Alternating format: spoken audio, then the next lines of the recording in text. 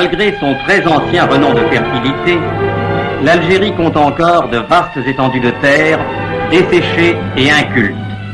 En maintes régions, ce pays où certains auteurs de l'Antiquité ont voulu situer le fabuleux jardin des Hespérides offre un aspect absolument désolé. L'Algérie, en effet, est un pays pauvre. Grande comme 35 départements français, peuplée comme 18, l'Algérie dispose à peine des ressources de 3 de ses départements.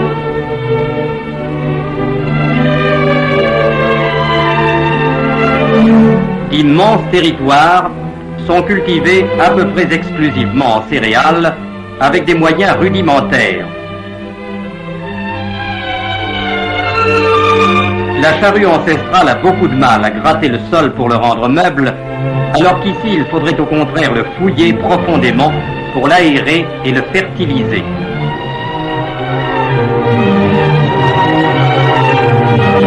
Le blé indigène, court et rare, que les moissonneurs coupent à la faucille, comme dans l'Antiquité, est loin ici d'évoquer l'aisance et la prospérité.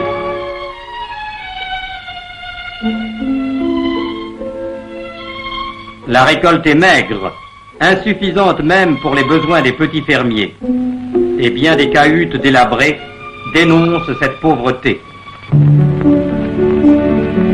Tel est le mal. Et voici le remède. Ce qui manque essentiellement à ces terres pour qu'elles puissent fournir le rendement qu'on est en droit d'attendre de leur fertilité naturelle, c'est l'eau. L'eau, élément primordial de toute vie et de toute richesse. De cette eau bienfaisante, les ouèdes sont rarement prodigues. Il faut aller la chercher parfois profondément dans le sol. Mais au rythme lent de la bête de Somme, qui la fait tourner à longueur de journée, la noria traditionnelle s'avère insuffisante à désaltérer une terre avide.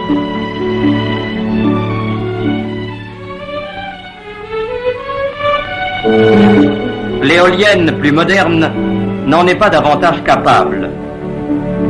Seule l'électricité, cette fée providentielle, peut apporter à l'homme dans ces régions désolées les moyens sûrs d'améliorer sa condition en transformant la nature. Aussi, les agriculteurs attendent-ils, avec une légitime impatience, la réalisation des travaux d'électrification du pays. Chaque année, une tranche nouvelle de travaux vient apporter ses bienfaits. Les équipes de monteurs avancent. Les supports sont plantés. Supports de béton, béton précontraint, pylônes métalliques légers pour les lignes de distribution à haute tension et les lignes d'abonnés.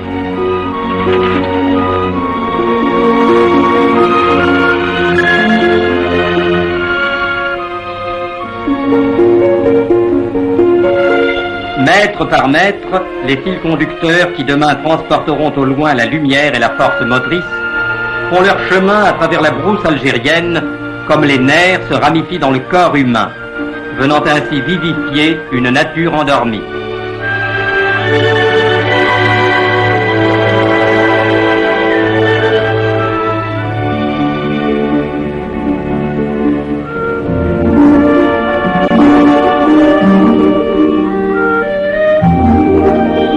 Les postes de transformation sont construits.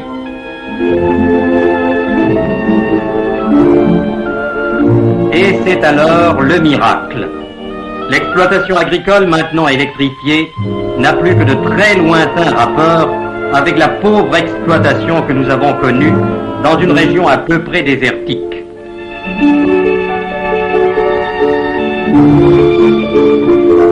À la ferme, désormais, le travail de chaque jour s'accomplit régulièrement, méthodiquement. L'électricité apporte partout la force motrice nécessaire aux menus travaux.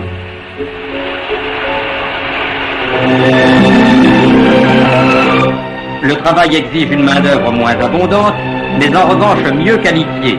L'usage de l'électricité substitue à l'effort physique peu productif l'adresse et l'intelligence.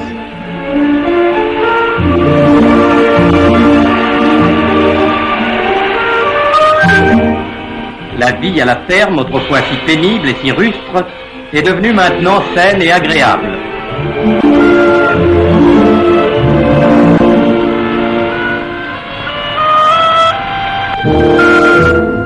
L'électricité fournit par ailleurs des moyens puissants, permettant notamment la création de stations de pompage qui assurent l'irrigation collective de toute une région. C'est ainsi que la station de pompage de la Régaïa dessert de vastes superficies de culture maraîchère dans la région algéroise de la plaine de la Mitidja, qui concourt à l'alimentation de toute la population d'Alger.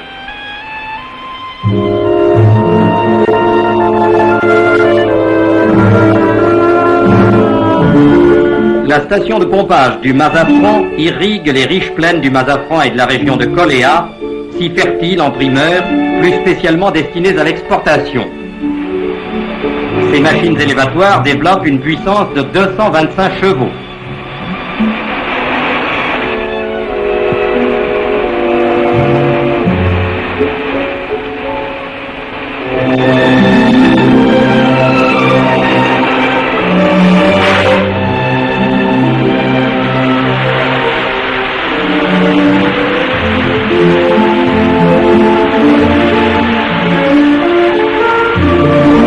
Puisant son eau dans l'Oued Chelif, la station de pompage de l'Avigerie, achevée en 1948, alimente les réseaux d'irrigation de l'immense plaine du Chelif entre l'Avigerie, Affreville et Dupéret.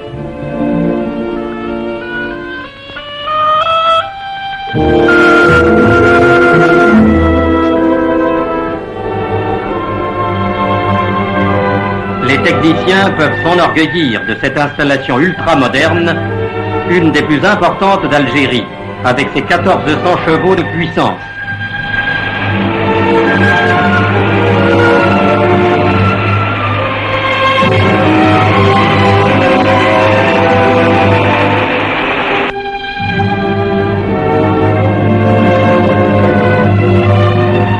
C'est encore l'électricité qui, grâce à sa puissance et à sa souplesse d'utilisation, a permis le développement des irrigations en pluie, particulièrement appréciées et qui conviennent à toutes les cultures. Les appareils à débit réglable sont de puissance variée, la portée du jet peut aller de 15 à 80 mètres. Procédé facile qui ne nécessite pratiquement aucune main-d'œuvre, l'usage de cette pluie artificielle a sauvé déjà bien des récoltes qui étaient compromises. Désormais, l'électricité est partout, au service de tous. La noria ancestrale a été approfondie et électrifiée. Les nappes souterraines, autrefois inaccessibles, sont devenues autant de sources jaillissantes.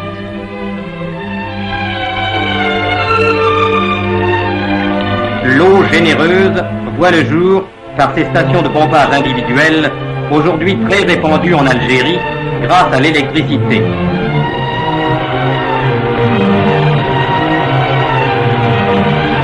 L'eau vivifiante, distribuée par des canaux bien tracés, va transformer les plaines arides en jardins luxuriants.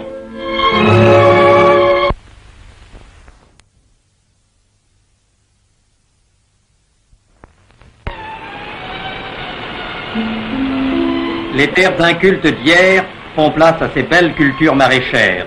Le miracle de l'eau a révélé l'étonnante fertilité de cette terre.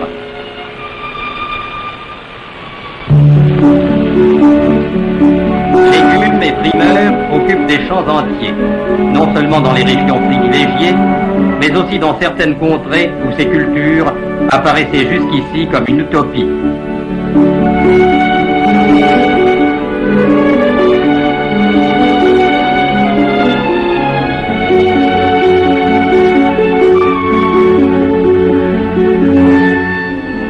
La culture de la vigne s'est, elle aussi, améliorée. Les exploitations modernes ont fait éclore sur le sol algérien de magnifiques vignobles dont l'ordonnance et la vigueur visent la prospérité. Les vendanges y sont abondantes et de haute qualité, et ces lourdes grappes sont traitées dans des caves entièrement électrifiées. Mais n'oublions pas que l'Algérie est la terre privilégiée des agrumes.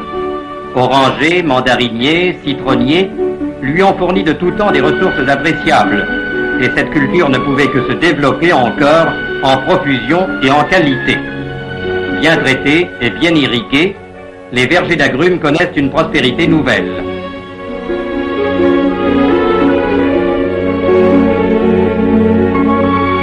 les grandes exploitations de cultures améliorées, qui utilisaient naguère des animaux de trait nombreux et une main-d'œuvre considérable, le labourage électrique est venu renforcer prodigieusement, par sa puissance et ses facilités de mise en œuvre, le rendement des terrains cultivés. Nous assistons ici, dans la plaine du Chéliff, à des travaux de labourage électrique qui témoignent de l'efficacité de ces moyens.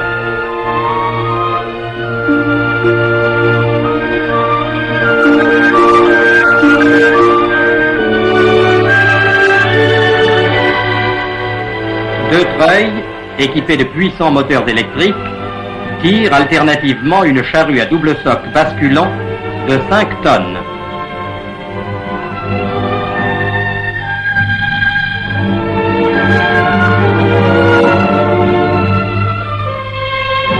Cette machine est capable de labourer de 6 à 9 hectares par jour.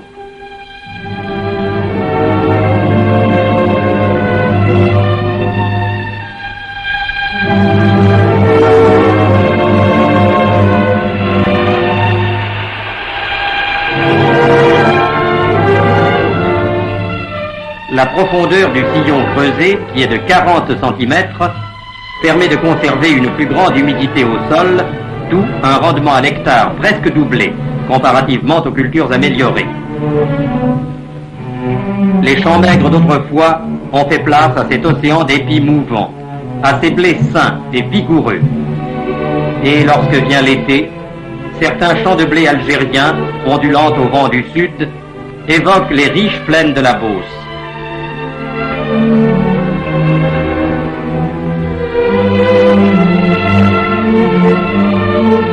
Cultivez bien vos champs, disait Jean-Jacques Rousseau. Bientôt, vous moissonnerez de l'or, et plus qu'il n'en faut pour vous procurer ce qui vous manque.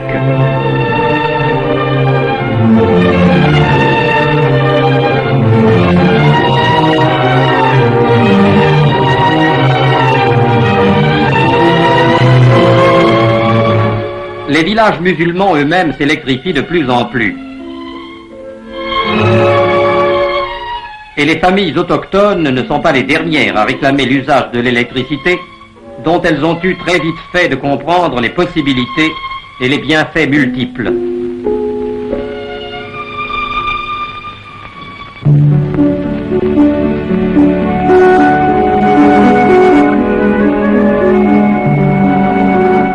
Ce développement intensif et accéléré de l'usage de l'électricité nécessite la réalisation d'équipements nouveaux. La production d'énergie électrique, qui en 1938 était de 300 millions de kWh, a dépassé 520 millions en 49. Elle atteindra 700 millions en 52 pour dépasser 1 milliard en 1960. Parmi les ouvrages nouveaux, celui de Michelet, en Grande Kabylie, produit 22 millions de kWh.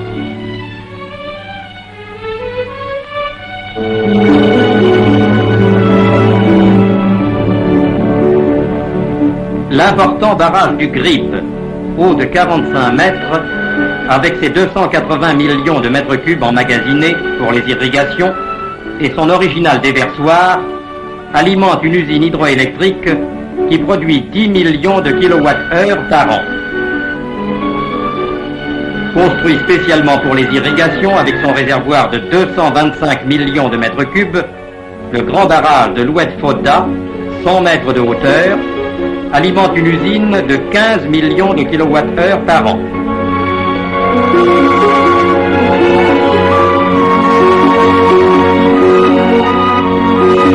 D'autres usines thermiques et hydroélectriques de conception très moderne sont en construction à Oran, à Beaune, en Petite-Kabylie. Une grande artère de transport d'énergie à 150 000 volts est en voie d'achèvement depuis la frontière marocaine jusqu'à la frontière tunisienne, sur plus de 1200 km. Elle assurera l'interconnexion générale des centrales thermiques et hydroélectriques d'Algérie, permettant ainsi à tout moment de réaliser l'utilisation la meilleure et la plus économique de tous les équipements interconnectés.